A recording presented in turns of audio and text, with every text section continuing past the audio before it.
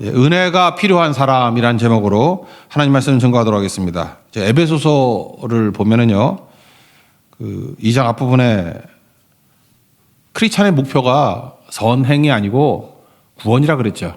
우리는 어떤 개선의 존재가 아니고 우리는 선한 게 하나도 없다. 우리에게는 악한 밖에 없다. 그래서 구원이 필요하다. 1절부터 10절까지고 11절부터 22절까지가 변화입니다. 구원받은 백성은 당연히 변화가 되겠죠. 근데 변화의 내용도 은혜라는 거예요. 은혜에 의해서 구원이 이루어지고 또 은혜를 계속 받다 보면은 변화가 이루어지게 된다라는 것입니다. 그래서 신분의 변화가 있고 관계의 변화가 있고 쓸모의 변화가 있다. 은혜의 공급이 있으면, 공급이 크면은 넉넉해지죠. 부유해지는데 공급보다 지출이 더 많으면 도산이 되고 파산이 될 수밖에 없죠. 우리 영적으로 그렇다는 것입니다. 그래서 은혜의 공급이 없으면은 십자가의 원수가 될 수 있습니다. 이게 그래서 은혜는 무조건 필요한 거예요. 은혜 떠난 사람은 중립적이지 않습니다. 굉장히 위험한 존재가 될 수밖에 없다라는 거예요. 그래서 변화를 생각할 때 이제 좀 더 깊이 좀 들어가는 거죠. 변화라는 건 뭐냐면 내 안에 성령께서 내주에 계시는 건데 성령께서는 우리에게 열매를 맺게 만드신다는 것입니다. 근데 이게 헷갈림이 있다라는 거예요. 어떤 사람이 타고난 자연인으로서의 성품이 좋은 사람이 있죠. 그것과 내 안에 성령께서 오셔서 나에게 성령의 열매를 맺게 하는 것과의 차이점이 뭔가. 겉으로 볼 때는 되게 비슷해 보이거든요. 그래서 그 차이점, 이런 것들을 볼 줄 알아야 된다는 것입니다. 어떤 사람은 예수 안 믿어도 성품이 좋은 사람이 있어요. 근데 예수만 믿어도 이상한 사람이 있고. 안 그렇습니까? 예수 안 믿어도 되게 성품이 좋다니까요. 그거는 어떻게 만들어진 거냐? 약간의 힘과 의지 또는 그걸 율법주의라 그러죠. 어떤 트레이닝, 사회적인 훈련, 절제 뭐 이런 걸 통해서 만들어줄 수 있는 거라고요. 근데 그런 자연인의 성품과 성령께서 만들어주시는 열매로서의 변화, 차이점이 있죠. 그 차이점이 바로 뭔가 이런 거죠. 제가 볼 때 그 핵심은 경건입니다. 성품은 믿지 않아도 훌륭할 수 있다는 거. 이거는 트레이닝과 어떤 유전적인 것에 나온 것이지만 열매는 성령만이 만드시는 거라는 거예요. 성령만이.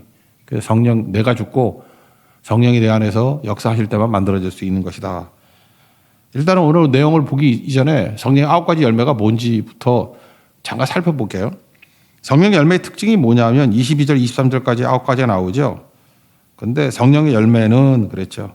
성령의 열매는 사랑부터 시작해서 절제까지 9가지. 근데 여기 우리 한글 성경에 돼 있죠. 단수예요, 이게. 열매가 단수라고. 그래서 제가 그 부제로 써놓은 게 뭐니까 The fruit of the spirit. 성령의 열매, 단수라고요. 원문도 복수 아니에요. 9가지면 열매들 그래야 되는데 fruit가 아니라 fruit. 그죠? 이렇게 단수라는 것입니다. 그러니까 하나의 열매에 9가지 맛이 난다. 이렇게 보면 맞는 거죠. 그러므로 이걸 갖다가 무슨 은사인 줄 알고 이렇게 말하는 사람이 있어요. 나는 사랑은 있는데 온유가 없어. 또는 나는 절제는 있는데 자비가 없어. 말이 안 된다는 거예요. 하나의 열매에 9가지 맛이 난다. 이게 성령의 열매의 특징이라는 것입니다. 그래서 이거 열매는 하나예요. 그냥 통째로 다 있는 거지. 이 스펙트럼이죠. 이렇게 보면 이렇게 9가지 스펙트럼이 나온다라는 거지. 9가지가 서로 배치되는 게 아니다. 그럼 내 안에 내가 죽고 성령께서 성령 안에서 행하시는 삶. 그래서 오늘 그 25절이죠. 만약 우리가 성령으로 살면 또한 성령으로 행할지니 그랬잖아요. 성령으로 믿고 난 다음에 성령으로 살면 열매를 맺게 되는 거라고요. 우리 힘이 아니다. 9가지 뭐죠? 뭐 간단히 보면 첫 번째 사랑이죠. 사랑이라는 것은 이런 거죠. 믿음이 안 보이죠. 믿음은 내면에 있는 거니까. 근데 그걸 보이게 만드는 힘이 사랑이라는 거예요. 뭐 힘이라기보다도 사랑이 있으니까 그 사람이 믿음이 있는지 없는지 보인다라는 것입니다. 갈라디아 5장 6절을 보니까 그리스도 예수 안에서는 할례자나 무할례자나 효력이 없다. 사랑으로서 역사는 믿음뿐이다. 이런 말씀이 나와요. 그러니까 사랑으로 역사하는 믿음. 믿음은 사랑 때문에 이렇게 드러나게 된다고. 속일 수 없는 거 3가지 있다 그랬잖아요. 옛말에. 사랑을 속일 수 없고 남의 시간에 사랑하는 거 딱 보면 알죠. 감기 속일 수 없고. 나는 감기 걸렸다. 안 걸렸어, 안 걸렸어. 어떻게 알아? 코맹맹이에 뭐 이렇게 기침하고 뭐 다 알지 그거. 가난도 속일 수 없대요. 근데 참 비참한 얘기지만 가난한 사람이 자기 안 가난한 척 할래도 딱 보면 알아. 가난은 보여요. 치장으로 되지 않아. 뭐 이렇게 가짜를 꾸며도 보여요. 보인다고. 사랑도 마찬가지라는 거예요. 사랑 숨길 수가 없습니다. 사랑이라는 건 뭐냐 하면 내 속에 진정한 게 뭔지가 드러나요. 나쁜 것도 드러나요. 나쁜 걸 사랑하면 나쁜 것도 이렇게 드러나게 되고. 그러니까 사랑은 드러나는 거다. 내 내면에 있는 게 드러난다. 내면에 믿음이 있는 것이 사랑의 수고로 드러난다. 그러니까 믿음은 역사라 그러잖아요. 일한다고. 내 속에서 막 일을 해. 막 왕성하게 일하는 게 믿음의 역사인데 사랑은 수고하기 때문에 수고 눈에 보이잖아요. 드러나요. 바람이 불 때 바람은 보이지 않지만 뭐 깃발 같은 거 세워놓으면 바람이 어디로 부는지 공항 같은 데 있잖아요. 그거. 바람은 안 보이지만 깃발이 흔들리면 보이죠. 그게 사랑의 수고라고. 깃발의 흔들림을 보면서 바람이란 힘이 있구나. 믿음이란 힘이 있구나. 그걸 알게 된다. 그러면 되겠죠. 희락이라는 건 뭐냐. 두 번째 희락. 이 진정한 기쁨인데 이 기쁨은 뭐 돈 벌어서 기쁨 그런 거 아니고 성령께서 주시는 기쁨의 특징은 묵상과 기다림이에요. 깊이. 얕다라는 거 참박하지 않아요. 그래서 이게 근원에서 나오는 기쁨이에요. 그래서 묵상이 가능해요. 묵상하다 보면 기뻐지는 거예요. 그리고 기다림에서 오는 기쁨. 그러니까 찰랑찰랑하지 않죠. 근데 참박하다는 건 뭐냐 하면은 꼭 그런 거예요. 뭐 단짠 이런 거 그냥 자극적인 거. 그리고 뭐 쾌락이라는 게 마약 아닙니까? 마약 뭐 먹으면 그냥 기쁘고. 쾌락이라 그러죠. 그걸 기쁨이라 그러지 않죠. 그러니까 간접적인 건데. 그러니까 묵상이 있어야 되고 기다림이 있어야 되는데 현대인들이 그걸 못하는 거죠. 얼마 전에 맨날 그 돌아다니던 얘기들 듣고 한국 사람이 현타 온 얘기들 있죠. 중산층이란 게 뭐냐. 우리 중산층 그러면 뭐 어떤 뭐 좋은 대학 나오고 무슨 좋은 아파트 살고 뭐 차 어떻고 우리가 얼마나 천박한지 아시겠죠. 근데 그 선진국이라 그러는 사람들의 그 중산층 기준을 보면서 현타가 왔어. 이게 어떻게 중산층이지? 미국. 중산층은 누구냐면 자기 주장이 떳떳하고 사회적 약자를 돕고 불법에 저항할 줄 아는 거. 이게 중산층이에요. 그 뒤집어 얘기하면은 자기 주장이 없어. 뭐 될 대로 남들 옆에 있는 아줌마 따라서 청담도 맘카페 따라서 그건 중산층 아니에요. 찌질이지. 사회적 약자를 절대 돕지 않아. 자기들끼리 모여서 우리가 줬사오니 이게 중산층 아니에요. 불법에 저항은커녕 거기에 편승해가지고 이익 얻으려고 그러는 거. 무슨 중산층이야. 그 졸부지 졸부. 그건 중동 산유국이지. 그죠. 돈만 많을 뿐이지. 그 쪼다들이지. 뭐야 그거. 프랑스 한번 볼까요? 프랑스는 되게 낭만적인 거야. 로맨틱한 것 같아. 외국어 하나를 할 줄 알아야 되고 즐기는 스포츠가 있어야 되고 다룰 줄 아는 악기가 하나 있어야 되고 남들이 못하는 요리를 할 줄 알아야 되고 지겨워. 그죠? 이게 프랑스의 중산층이래. 우린 글렀죠. 프랑스 중산층 되게는. 이게 누가 이걸 해 누가. 그래 좋다 그래. 이게 중산층이래. 우리가 볼 때 뭐 이상하잖아 이거. 영국은 좀 이렇게 재미없죠. 페어플레이 할 줄 알아야 되고 페어플레이. 자기 주장 신념이 뚜렷해야 되고 약자를 두둔하고 강자에게 대해서 대응할 줄 알아야 되고 다 비슷한 얘기죠. 미국과 영국은 좀 비슷한 것 같아. 이거를 쭉 보면서 말을 안 하는데 한국 사람들이 현타가 왔던 이유가 뭐냐면 돈이 없어 돈이. 돈 많은 게 없다고 여기에 기준에. 물질적인 기준이 없다는 거에 약간 좀 황당하죠. 우리 뭐지 하는 거. 그런 겁니다. 그래서 희락이라는 거는요. 우리 뭐가 기쁜 거예요. 맨날 뭐 먹어서 기쁘고 뭐 돈 많아서 기쁘고 뭐 큰 집 사서 기쁘고 큰 차 타서 기쁘고. 그게 얼마나 천박한 건지 아세요? 얄팍한 건지.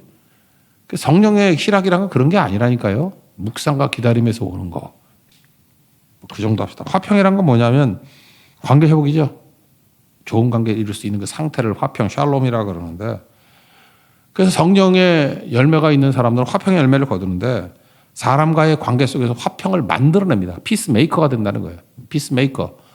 화평을 만들어내요. 그 사람이 가면 하나 되고 죽음이 뭐예요? 단절인데 단절에서 하나됨을 이루어요. 연결을 시켜. 화평이에요. 성령의 사람은 그렇다고. 악인은 트러블 메이커지 뭐. 항상 가서 수군수군 이간질 뭐 이상해서 갈라지는 거 보고 좋아하고. 그러니까 피상적이고 얄팍하고 피상적인 거. 리차드 포스터가 그 영적 생활과 뭐 영적 성장과 뭐 그런 책이 있었는데 옛날에 그 고전적인 책인데 리차드 포스의 개념은 뭐였냐고 현대 기독교에 대해서 통탄을 한 거야. 현대 기독교의 특징은 천박함이다 그랬어요. 묵상도 없고 기다림도 없고. 그 영성가인데 벌써 나온 지 한 40년 된 책인데 가치가 있는 것 같아요. 그죠? 나 그거밖에 기억했다. 첫 문장. 원래 첫 문장이 기억나잖아. 태초에 하나님이 천지를 창조하지나 그거 같이. 나 리차드 포스터 그러면 현대 기독교의 문제점은 피상성이다. 천박함이다. 그것만 생각나. 뒷부분은 뭐 되게 좋은 책인데 하여튼 그게 너무 강력해가지고 딴 게 희석이 될 정도로 그런 거죠. 그러니까 화평을 만들어내지 못하는 거예요.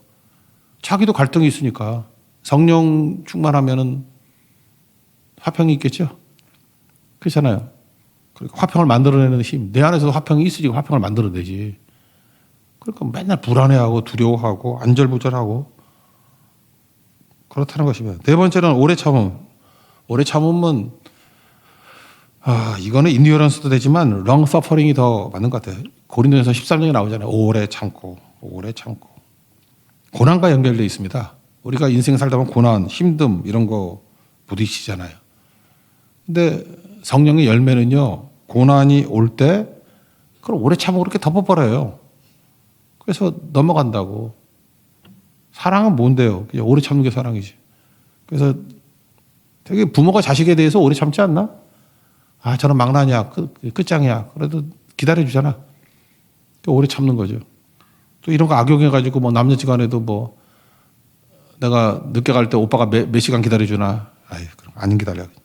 근데 진짜 사랑하면 뭐 두세 시간 기다린다며. 뭐 이런 거 갖고 맞긴 맞는데 기분 되게 나쁘지. 그죠? 근데 더 중요한 건 뭐예요? 오래 참는 건. 사람 참는 거예요, 사람. 원수는 외나무 다리에서 만난다 그러죠. 원수는 외나무 다리에서 만난다. 현대인들은 달라졌어요. 원수는 교회에서 만나요. 원수는 교회에서 만나거든. 교회에서 만나는데 가장 힘든 담이 내가 싫은 사람이라는 담이잖아. 요셉은 그 담을 넘잖아요. 요셉은 그 자기 팔아먹었던 형들이라는 담을 넘잖아요. 오래 참는 거라고. 아시겠죠? 그러니까 성령께서 내 안에 역사하시면 이렇게 열매를 거두는데 오래 참음의 열매를 거둬. 사람을 견뎌. 사람이란 담을 넘는다고. 그런 게 전혀 없고 사람을 못 견디는 사람들이 있죠. 나 저 사람 때문에 안 돼. 교회 옮겨 뭐 내가 저 얼굴을 안 보고 살아. 그럼 일단은 그 사람은 성령의 열매는 아니죠. 성령의 사람은 아니고 그런 거죠. 뒤집어 놓고 보세요. 하나님께서 나를 오래 참지 않았다 그러면 내가 구원 받았나? 나는 하나님만 쳐다봐도 나를 얼마나 오래 참나. 그럼 나도 오래 참아야지. 그거보다 그냥 저절로 되는 것 같아요. 오래 참는 거. 그죠? 뭐 자기가 받은 은혜가 얼마나 큰데? 얼마나 오래 참으셨는데? 더 참아야지. 이런 거죠. 다섯 번째 자비인데, 자비가 뭔지 모르면 사랑의 행동이에요. mercy라는 게 사랑의 행동, 불쌍여기다. 뭐 사랑의 행동인데, 이 자비가 뭔지 잘 모르면 주의 자비가 내려와 이렇게 율동 있잖아요. 주의 자비가 내려와. 잘 모르겠으면 그 자비는 선한 사마리아 사람의 행동이 자비예요. 그러니까 사랑의 행동으로 드러나는 거죠. 불편함을 감수하고 뭐 위험을 감수하고 돕고 그러는 거죠. 그래서 자비가 있는 사람과 없는 사람의 차이점이 뭐냐? 자비 없는 사람 다 자기 자비가 있대. 다른 사람이 보이는 게 자비예요. 교회를 딱 왔더니 물론 뭐 예수님만 쳐다보라 그랬지. 근데 다른 사람이 보여. 다른 사람의 아픔이 보여. 다른 사람이 보인다고요. 다른 사람의 이름이 들려. 자비로운 사람이에요. 지나가다가 강도 만난 사람 보니까 강도 만난 사람이 보이잖아. 제사장과 레위는 봤지만 안 본 척 하잖아요. 안 보이잖아요. 아픔이, 위험이 보이잖아요. 근데 그들은 안 보이잖아. 자기 뭐 바쁘다고. 자비가 없는 거지. 근데 성령의 사람은 자비가, 사람이 보인다니까. 신앙생활을 오래 하면서도 교회 다니지도 뭐 5년, 10년 됐는데도 불구하고 사람에 대해서 관심이 없는 사람들이 있어. 나는 예수님만 관심이 있고 사람에 대해서 관심이 없어. 되게 이상한 거예요, 그거. 성령이 내주하시는데 어떻게 사람에 대한 관심이 없을까? 사람이 보여야 되는데 사람이 안 보여. 그리고 뭐 그런 사람 있죠. 되게 바쁜 척하고 뭐 예배만 딱 들어 후다닥 갚아버리고 뭐 깔끔해 보이죠.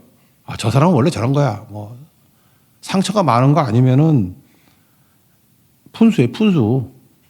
그 푼수라고. 그런 게 아니라고. 사람이 보여야지. 제일 재밌는 게 사람 아니야? 사람이 보여야지. 그런 거죠. 그래서 사람이 안 보이면 자비를 상실한 겁니다. 자비를 상실한 거. 여섯 번째 양선인데, 양선. 여자 이름 같죠? 아, 양선이 아니구나. 양유선이구나, 거기는. 양선. 예. 양선. 그 번역을 이렇게 해서 양선이. 이게 선함이에요. 주님의 선하심, 굿니스. 굿니스가 뭐라 그러세요? 양선. 끝이 좋은 거. 그리고 우리 그냥 뒤끝이 좋아야 된다고. 끝이 좋은 사람의 특징이 뭐죠? 안심할 수 있지. 이 사람 딱 하다 보면 뭐 얘기 나누고 다 했던 것이 내 비밀을 알고 내 약점을 알고 다 해도 끝이 좋아. 그걸로 폭로 안 해.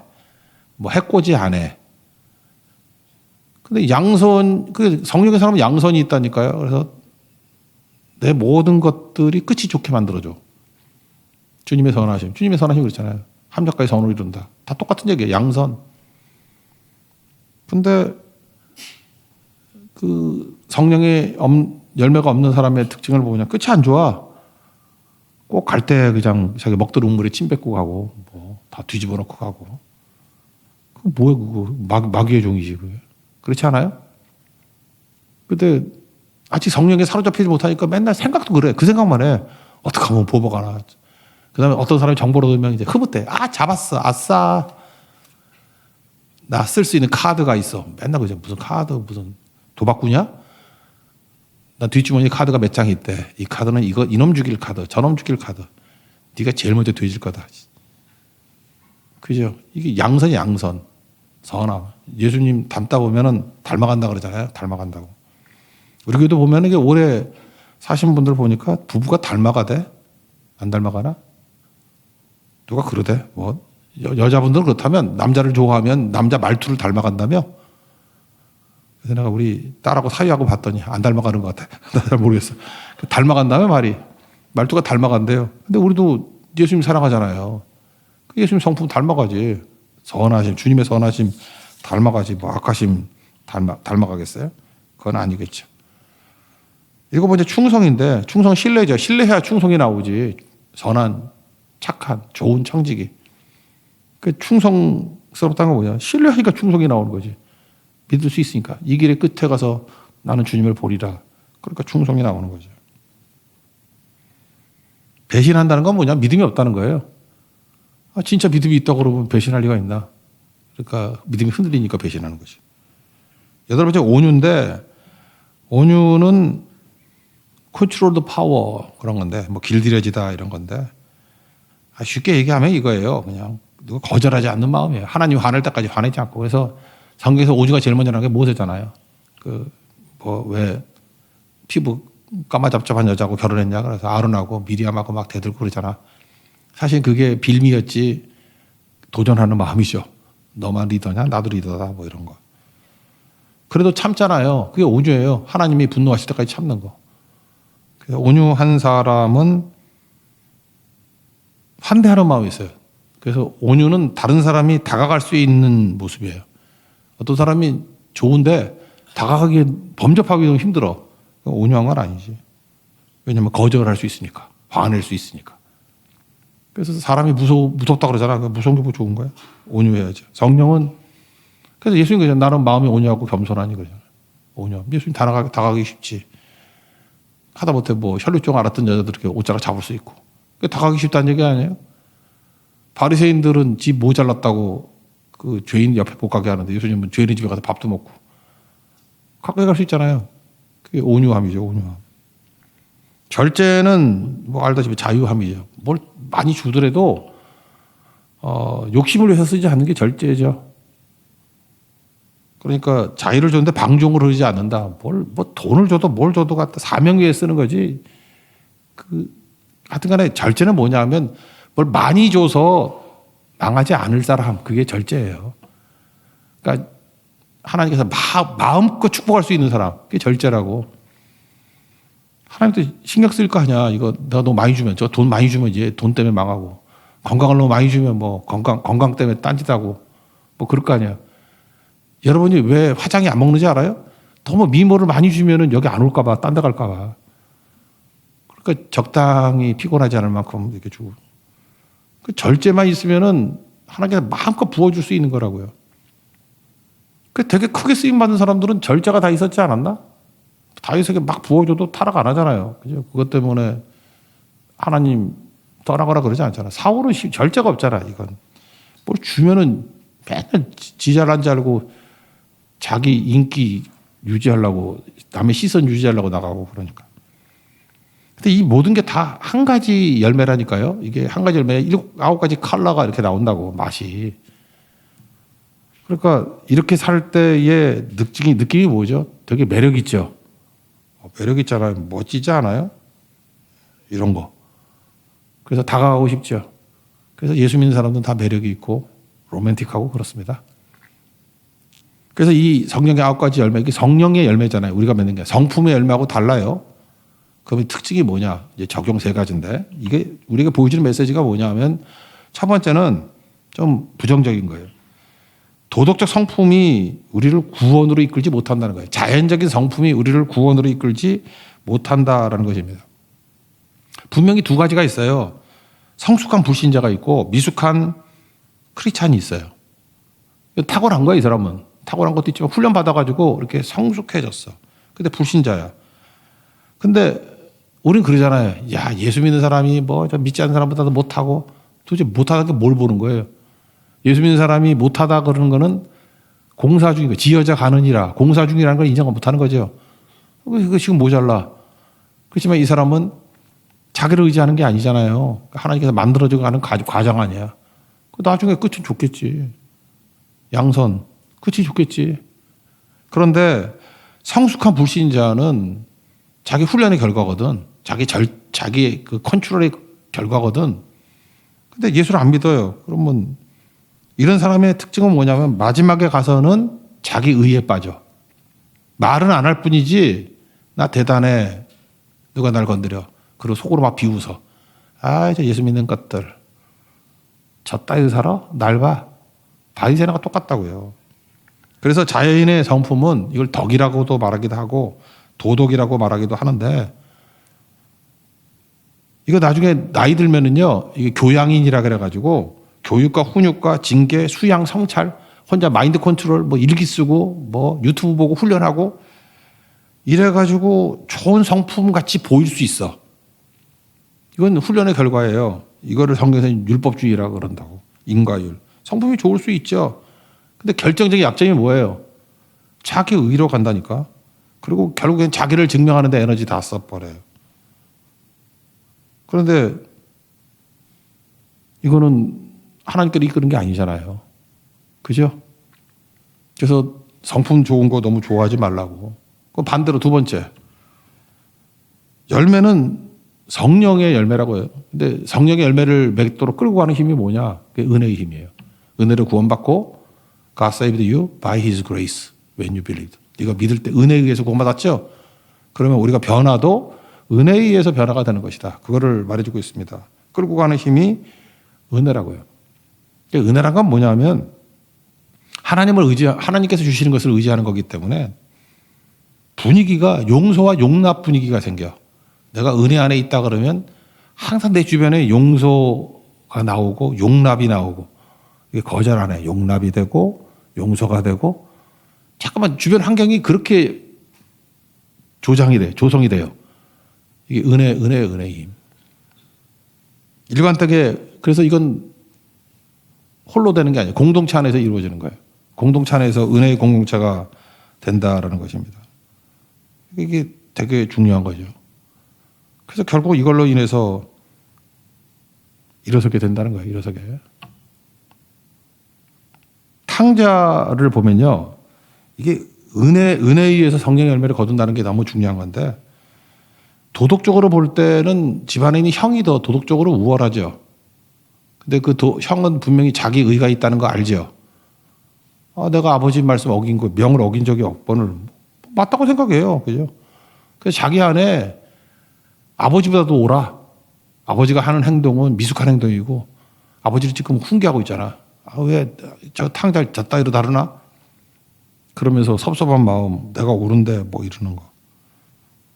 그리고 효자죠. 집 떠나지도 않고 효자잖아. 반면에 탕자는 어떻습니까? 이놈은 뭐 막가리 인생이야. 허랑방탕해요. 그리고 불효자야. 아버지 죽기 전에 재산 달라고 그러고. 어떻게 한 배에서 이렇게 두 놈이 나오지? 한 배에서? 여러분 그 애 둘인 거 뭐 딸 아들 이렇게 낳는데 너무 성향이 다른 집 있습니까 혹시?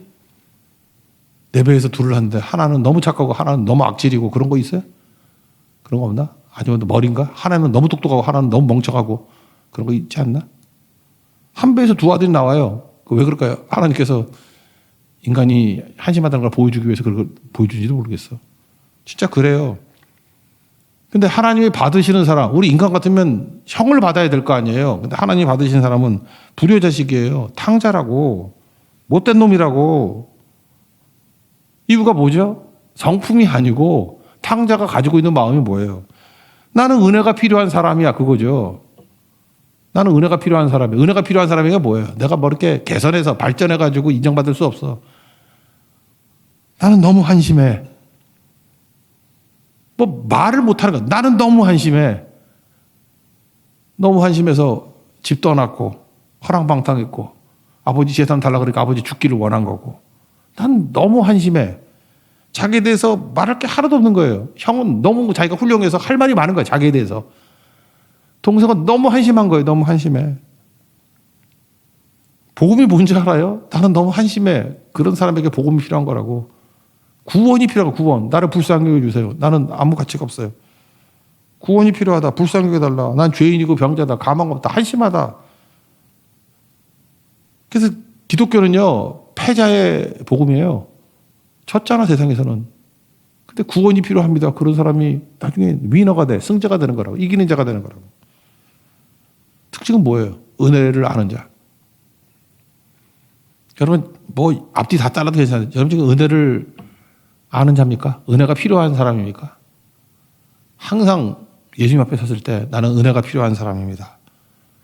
내 힘과 노력으로 뭐 맨날 이런 거 결심하는 사람이 있죠. 난 이렇게 하기로 결심해. 뭐 할 거야. 뭐 행동 쓰고 뭐 1번, 2번, 3번. 그건 은혜가 필요한 사람이 아니고 개선이 필요한 사람 아니에요. 결심이 필요한 사람이고. 해보라고. 그래서 인생이 다 뒤집어져서 나는 너무 한심해. 거기까지 가야 돼요. 그래서 아들이라고 일컬음 못 받겠어. 품꾼의 하나로 여겨주세요. 너무 한심해서. 종놈이죠. 종놈의 하나로. 그 은혜가 필요한 사람 거기에 성령이 임하신다고요. 이게 기독교예요. 기독교. 참 그래서 우리가 뭐 일부러 할 것도 없지만 알아서 다 파산하잖아. 정직해 서보세요. 하나님 앞에 서면은 그 존 웨슬리도 되게 잘 산 사람 아니에요? 근데 죽음에서 그랬어.